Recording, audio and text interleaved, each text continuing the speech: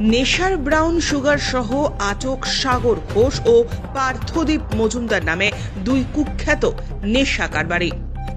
গোপন খবরের ভিত্তিতে শনিবার রাতে আগরতলা মধ্য প্রতাপগড় জুয়েল ক্লাবের সামনে থেকে 9 গ্রাম মারণ নেশা ব্রাউন সুগার সহ সাগর ঘোষ ও পার্থদীপ মজুমদার নামে দুই কুখ্যাত নেশা কারবারিকে গ্রেপ্তার করতে সক্ষম হলো আগরতলা অরুন্ধতী নগর থানার পুলিশ, যার আনুমানিক বাজার মূল্য 60,000 টাকা। আগরতলা অরুন্ধতী থানার ওসি এই খবর জানিয়েছেন। ধৃত দুই কুখ্যাত নেশা কারবারিদের বিরুদ্ধে এনডিপিএস ধারায় মামলা রুজু করেছে পুলিশ। রবিবার ধৃত দুই কুখ্যাত নেশা কারবারিদের পুলিশ রিমান্ড চেয়ে আদালতে সুপর্দ করা হবে বলে জানিয়েছে ওসি বিজয় দাস। আজকে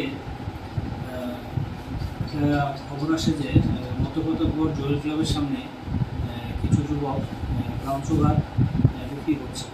যথারীতি আমার থানার দুজন অফিসার, সাব ইন্সপেক্টর সামুদ্রিক বর্মা এবং সাব ইন্সপেক্টর কৌশিক দাস এবং অন্যান্য অফিসার সহ এখানে যায় এবং যথারীতি তাদেরকে এখানে পেয়ে তাদেরকে আটক করে তাদের কাছ থেকে একটি ব্রাউন সুগারের সব পিস উদ্ধার করা হয়, যার ওজন 9 গ্রাম, বাজার মূল্য প্রায় 50 থেকে 60,000-এর উপর হবে এবং দুজনকে আমরা আটক করতে সক্ষম হই এবং তাদের বিরুদ্ধে এনডিপিএস অ্যাক্টে কেস নিয়ে আমরা তদন্ত করছি এবং এই কাজে যারা যারা যুক্ত আমি তাদেরকেও জালে তুলব এবং এই অভিযান আগামী দিনে জারি থাকবে।